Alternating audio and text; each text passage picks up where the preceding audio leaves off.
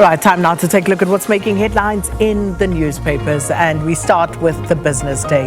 And this is their front page this morning. The lead story, Mkhunu put on leave. President establishes a judicial commission of inquiry. President Ramaphosa has established a judicial commission of inquiry to investigate explosive allegations that drug cartels and political insiders have infiltrated the police, prosecution and intelligence services and immediately placed Police Minister Senzo Mkhunu on leave. The Commission of Inquiry, headed by Acting Deputy Chief Justice Mbuyiseli Madlanga, is tasked with probing the allegations against Mkhunu, including investigating whether any members of the National Executive responsible for the criminal justice system were complicit, aided and abetted, or participated in the alleged criminal activities. And then SA's auto export to US fall by 87%. South African vehicle exports to the US collapsed almost 82% in the first half of the year, since April, when President Donald Trump imposed a 25% tariff on all vehicles imported into the United States. South African exports have plunged more than 87%. And then Mexican president keeps a cool head as trade war surges.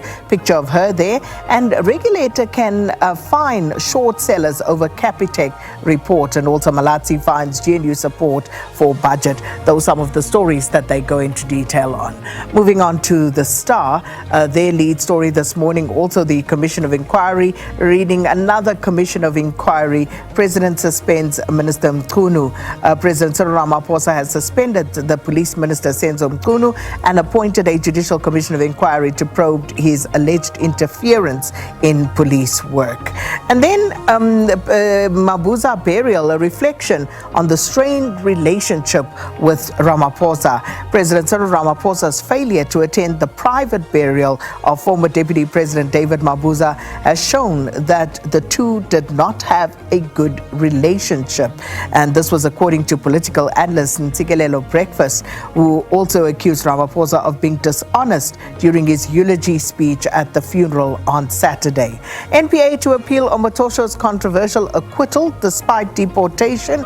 And today, the National Prosecuting Authority is expected to begin its appeal on July 14th in the case of the Nigerian pastor and televangelist Timothy Omotosho and his co-accused in the Eastern Cape Division of the High Court in Gqeberha. Those some of the stories. And also probe after fire claims 5 family members. Moving on to the Citizen, they leading with Mkhunu put on leave as well. Police Minister Senzo Mkhunu is put on special leave with immediate effect. President Cyril Ramaphosa tells the nation last night after damning allegations by KZN Police Commissioner Lieutenant General Nhlanhla Mkhwanazi against him and other top officers and politicians. Yet another commission of inquiry will probe these allegations and report back to the president in 3 to 6 months. Heap on the coals. South African supporters cheer in the stands ahead of the second rugby test match between the Springboks and Italy at the Nelson Mandela Bay Stadium. And also work till you're 70, no problem. And how to read your city power meter. The e-Joburg system allows users to select these schedules. And finally, the Sowetan, a state capture inquiry 2.0. Senzo Mkhunu placed on leave as Ramaphosa orders a broad inquiry to probe explosive allegations on infiltration in the police. And President says it's vital to safeguard credibility of security agency and appoints Feroz Kachalia as acting police minister. And a picture of the two of them there. Also, stolen power station cost city millions, over 100 million. I read a bit into that story. City of Johannesburg. Rouge returns to reclaim hip-hop shine, and fake bank operator robs clients of 187,000. Those some of the stories Sowetan goes into. And there you have it, of course, Justice Madlanga to head up that commission of inquiry. Those stories on the SABC News website, www.sabcnews.com. And not forgetting the app, making sure you have access to all of that and so much more on the go.